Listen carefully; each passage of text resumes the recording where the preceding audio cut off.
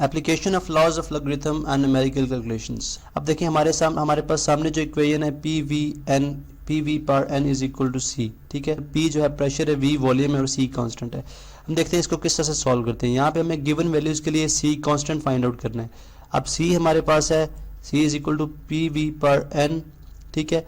अब आप यहाँ पे हम फर्स्ट स्टेप क्या होगा, taking logarithms on both side, तो हमारे पास आ जाएगा G log C is equal to log P into V पर एन, ठीक है। यहाँ पे हम ब्रैकेट्स यूज करेंगे। अब नेक्स्ट स्टेप क्या है जी, हमने लॉगरिथम के लॉज को अप्लाई करना है। आपको पता है जब लॉगरिथम के अंदर लॉज के मुताबिक दो वैल्यूज आपस में मल्टीप्लाई हो रही है तो हम इनको क्या करते हैं, ऐड। तो ये हो जाएगा log P plus log V पर एन, ठीक है। अब नेक्स्ट प्रोसेस क्या है, जब आपके पास पावर में लॉगरिथम की वैल्यू हो तो पावर जो है वो पहले आ जाएगी, एन लॉग वी हो जाएगा, ठीक है। उसके बाद नेक्स्ट स्टेप में हम वैल्यूज को रिप्लेस कर देंगे। वैल्यूज हमारे पास गिवन है लॉग पी, प्रेशर कितना है 80 प्लस एन 5/4, एन की वैल्यू 5/4 है, और लॉग वी कितना है 3.1, ठीक है, यानी वॉल्यूम 3.1 है। अब इस केस के अंदर हम फाइंड आउट करेंगे कि हमारे पास लॉग सी की वैल्यू क्या आएगी। अब देखें यहाँ से अगर मैं इसको नीचे करूँ तो हमारे पास जो यहाँ पे लॉगरिथम लेने के लिए हमारे पास जो डिजिट है वो 2 है, हमें कितने चाहिए 4, ठीक है। तो हम खुद से ऐड कर सकते हैं, यानी खुद से 0 पुट कर सकते हैं। तो ये बन जाएगा लॉग 80.20 हमने खुद से पुट कर लिया ताकि हम लॉग फाइंड आउट कर सकें इजीली, ठीक है। 5/4 लॉग 3.1 डेसिमल के बाद हम 0 पुट कर सकते हैं, ठीक है। अब आप देखें यहाँ पे सबसे पहला जो स्टेप है लॉगरिथम फाइंड आउट करने के लिए नंबर्स का, वो है कि हमने इनके कैरेक्टरिस्टिक फाइंड आउट करने हैं, ठीक है। अगर आप कैरेक्टरिस्टिक देखें तो इसका कैरेक्टरिस्टिक क्या आएगा, कैरेक्टरिस्टिक फाइंड आउट करने का सबसे पहला उसूल क्या है कि आप फर्स्ट नॉन जीरो डिजिट के से पहले रेफरेंस पोजीशन पुट करते हैं। अब 8 चूंकि नॉन जीरो डिजिट है तो हमने यहाँ पे रेफरेंस पोजीशन लगा दिया। रेफरेंस पोजीशन और डेसिमल के दरमियान 1 डिजिट है, इसका मतलब है इसका कैरेक्टरिस्टिक 1 है। अब ये फैसला कैसे करेंगे कि ये नेगेटिव है या पॉजिटिव है, उसके लिए आप देखते हैं कि अगर जो डेसिमल है रेफरेंस पोजीशन के राइट साइड पे हो तो जो कैरेक्टरिस्टिक होगा वो पॉजिटिव होगा, तो इसका मतलब है 1 पॉइंट ये कैरेक्टरिस्टिक पॉजिटिव है। अब 8 आगे 3 0 है, ठीक है। अब हम डेसिमल के बगैर इस नंबर को कंसिडर करेंगे 8 और 000, ठीक है।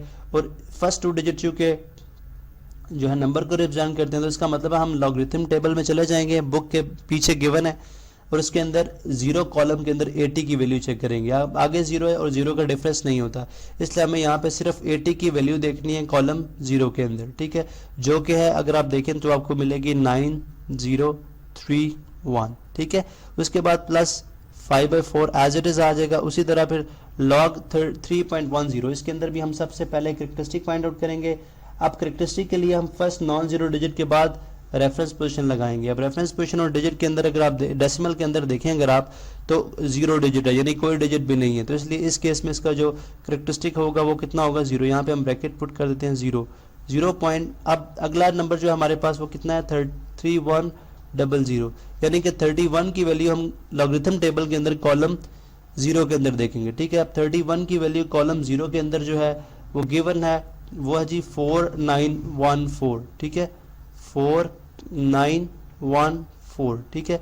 नेक्स्ट स्टेप हमारा क्या होगा, हम इन नंबर्स को सॉल्व करेंगे। अब ये सिंपल नंबर्स हैं, इनको हमने आपस में सॉल्व करना है, ठीक है। वो देख लेते हैं, हम इनको इस तरह से सॉल्व करेंगे जी 1.903, और ये आपस में इस तरह से सॉल्व हो जाएंगे कि 5 into 0.494 डिवाइडेड बाई 4, ये 5 डिवाइडेड बाई 4 करके इस तरह कर सकते हैं, आपकी मर्जी जिस तरह से मर्जी कर लें, ठीक है। तो हमारे पास इसकी वैल्यू आ जाएगी 0.61425।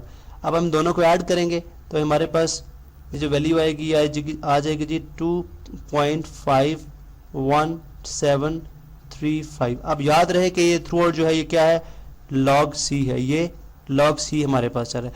अब आपको पता है कि हमें एंटी लॉग लेते वक्त भी हमारे पास जो कैरेक्टर मेंटीसा है उसके 4 डिजिट होने चाहिए, क्योंकि फर्स्ट पार्ट जो है बिफोर डेसिमल वाला जो पार्ट है, ठीक है, तो ये कहलाता है कैरेक्टरिस्टिक, और डेसिमल वाला पार्ट जो है वो कहलाता है मेंटीसा, ठीक है।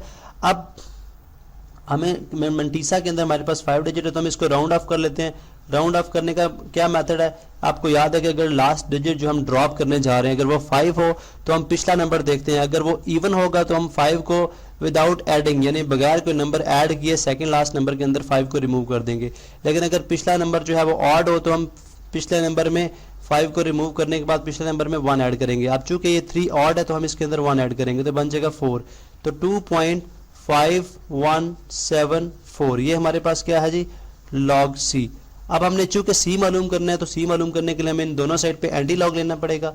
अब हम दोनों साइड्स पे क्या करते हैं, हम दोनों साइड पे एंटी लॉग लेते हैं। जब एंटी लॉग दोनों साइड पे लेंगे, चलें एंटी लॉग के लिए हम कलर पहले चेंज कर लेते हैं। एंटी लॉग ले रहे हैं जी हम। अब जब दोनों साइड पे हम एंटी लॉग लेंगे, anti log into log c, anti log into log c, इसी तरह एंटी लॉग इस साइड पे भी हम ले लेंगे, ठीक है। और गिवन वैल्यू क्या है 2.5174, ठीक है। अब एंटी लॉग लॉग से कैंसिल आउट हो जाएगा, हमारे पास सिंपल रह जाएगा सी, ठीक है। सी किसके इक्वल आ जाएगा। अब यहाँ पे देखें, अब आप एंटी लॉग के टेबल में चले जाएं और सिर्फ जो है हमारा यहाँ पे जो कंसर्न है वो सिर्फ जो है वो मेंटीसा से है एंटी लॉग के वक्त, ठीक है। हमारा कंसर्न सिर्फ किससे है जी, मेंटीसा से। अब 51 की वैल्यू देखेंगे कॉलम 7 में और 4 का डिफरेंस ऐड कर देंगे। अगर आप 51 की वैल्यू कॉलम 7 में एंटी लॉग के टेबल में देखें तो वो है जी 3289 और 3 का डिफरेंस हम साथ ऐड कर देंगे। 3 का डिफरेंस हम साथ ऐड कर देंगे, आ जाएगा 3292, ठीक है। तो ये वैल्यू आ जाएगी 3292। अब चूंकि करेक्टरिस्टिक जो है वो 2 है तो हम फर्स्ट नॉन डिजिट नंबर के बाद हम रेफरेंस पोजीशन पुट करेंगे और 2 पॉजिटिव करेक्टरिस्टिक होने की वजह से हम रेफरेंस पोजीशन के राइट साइड पे 2 डिजिट छोड़ के हम डेसिमल लगा देंगे, ठीक है। तो इस तरह से यहाँ पे हमने डेसिमल पुट कर दिया। तो इस तरह से हमारे पास जो सी की वैल्यू आ गई वो कितनी है जी, इसको यहाँ पे हम लिख भी देते हैं। सी की वैल्यू प्रॉपर, सी की वैल्यू हमारे पास कितनी है जी 329.2। तो आपने देखा था किस तरह से हमने कांस्टेंट वैल्यू जो है लॉज ऑफ लॉगरिथम को अप्लाई करके फाइंड आउट किया, ठीक है। इसी तरह इसकी एप्लीकेशन केमिस्ट्री के अंदर, कंप्यूटर के अंदर और मैथ्स के अंदर यानी ज्योमेट्री के अंदर बहुत सारे एरियाज फाइंड आउट करने के लिए, सर्कमफेरेंस फाइंड आउट करने के लिए, जो कि कॉम्प्लिकेटेड किस्म के प्रोसेसेस हैं उनको फाइंड आउट करने के लिए हम लॉगरिथम को इस्तेमाल करते हैं।